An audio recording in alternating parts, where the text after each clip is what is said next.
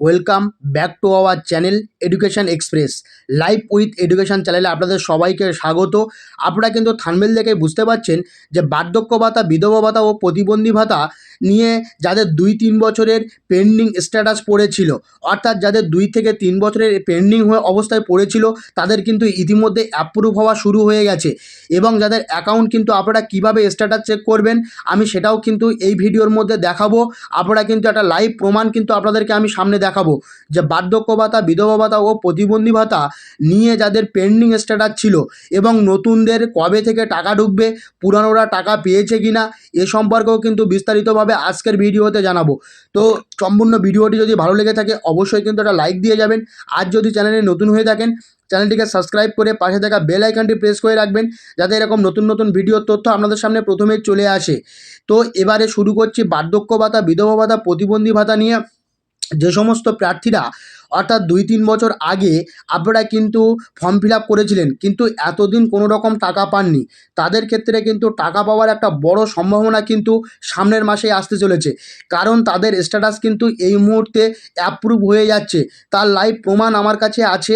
এবং এই অ্যাপ্রুভ হয়েছে কিনা আপনি কিন্তু বারবার করে চেক করুন, কারণ এই চেক করার পরে কিন্তু আপনি বুঝতে পারবেন যদি অ্যাপ্রুভ হয়ে যায় তাহলে সামনের মাস থেকে কিন্তু আপনাদের অ্যাকাউন্টে 1,500 টাকা করে কিন্তু আসতে চলেছে। এই 1,500 টাকা কিন্তু সরকার তার বিভিন্ন স্কিম থেকে দেবে। অর্থাৎ সরকার কিন্তু 15, 16, 17 তারিখে কিন্তু একটা জনকল্যাণমূলক শিবির অনুষ্ঠান করেছিল।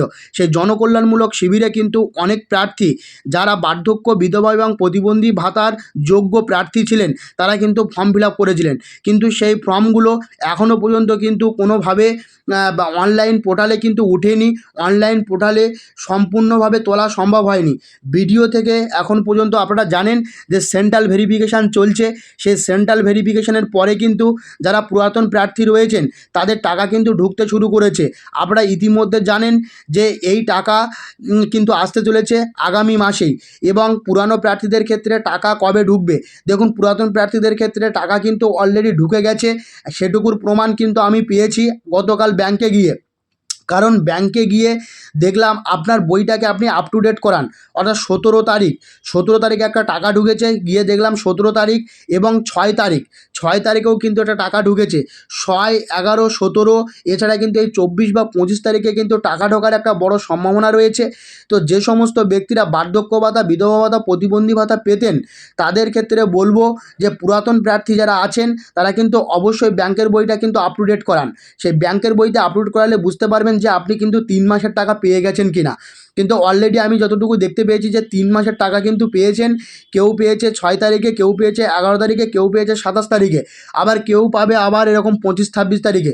তো এক দিনে যে একজনের টাকা ঢুকবে এরকম নয়, কারো দিন হিসাবে কিন্তু, বার হিসাবে কিন্তু বা আলাদা তারিখ হিসাবে কিন্তু টাকা ঢুকছে। তো প্রত্যেককে চেক করতে বলবো যারা পুরাতন প্রার্থী বা ওল্ড ক্যান্ডিডেট আছেন।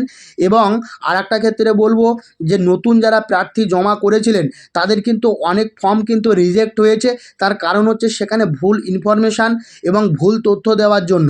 তো যারা নতুন প্রার্থী আছেন এবং পুরাতন প্রার্থী আছেন তাদেরকে একটাই কথা বলবো, তারা পুরাতন প্রার্থী তাদের যে 1,000 টাকা করে কিন্তু দেওয়া হয়েছে এখনও পর্যন্ত 1,500 টাকা করে দেওয়া হয়নি। 1,500 টাকা করে পঞ্চায়েত ভেরিফিকেশনের পরে, অর্থাৎ পঞ্চায়েত ভেরিফিকেশান কিন্তু ইতিমধ্যে স্টার্ট হয়ে গেছে।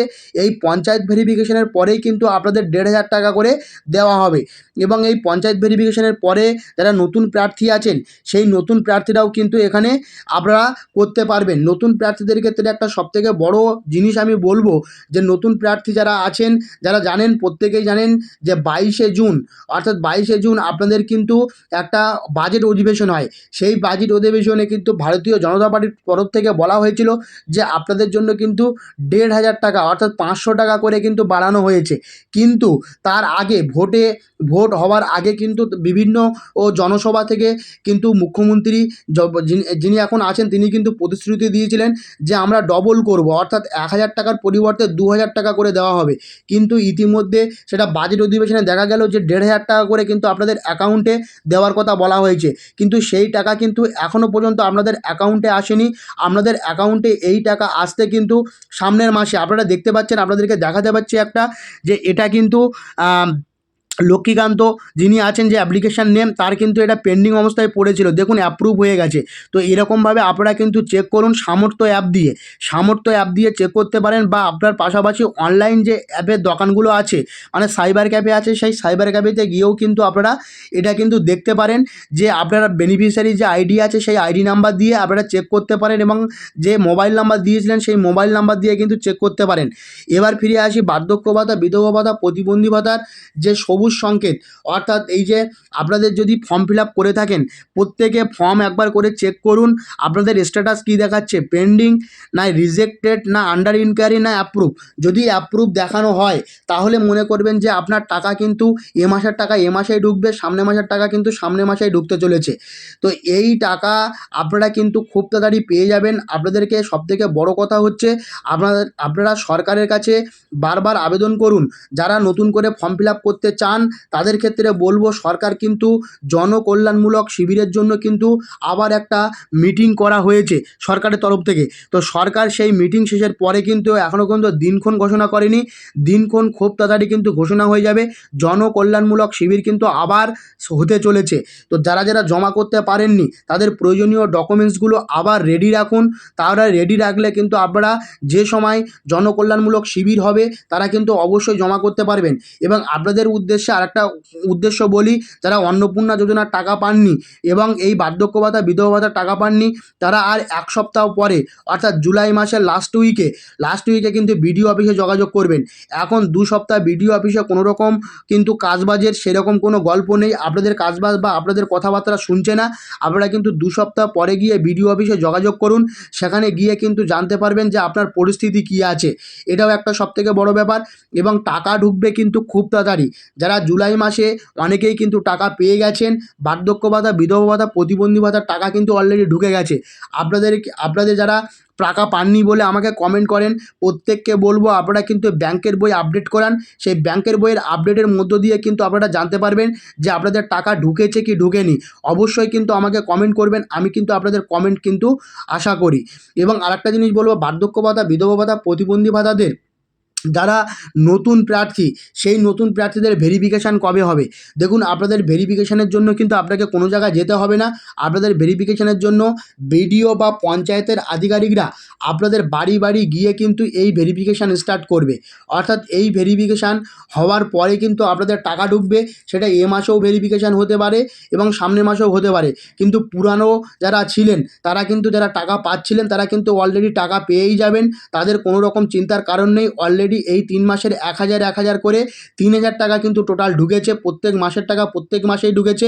সেই টাকাটা আটকানো ছিল, সেই টাকাটা কিন্তু পরবর্তীতে দেখা গেছে সেই টাকাটা কিন্তু দিয়ে দিয়েছে সরকারের তরফ থেকে। তো তারা কিন্তু সামনের মাস থেকে অর্থাৎ আগস্ট সেপ্টেম্বর মাস থেকে কিন্তু তাদের কিন্তু 1500 টাকা অর্থাৎ 1000 বা 1500 টাকা করে 1500 টাকা করে কিন্তু দেওয়ার একটা পরিকল্পনা চলছে।